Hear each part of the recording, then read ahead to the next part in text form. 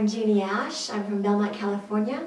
I took the basic in San Francisco on March 11th, 2008. And what I got out of it professionally was I had been trying to move on to the next stage in my personal business, and it opened my mind up to possibilities that I hadn't even known I had been creating in my mind.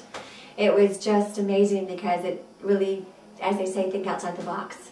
Already, it made me think outside the box. It woke up ideas that I didn't even know I had sleeping in me, and it gave me a lot of hope. That's what it also did personally, of course. Personally, I didn't expect to have so much inside of me opened up. I expected to go there and sort of watch and, you know, learn a few things, but it just opened me wide open.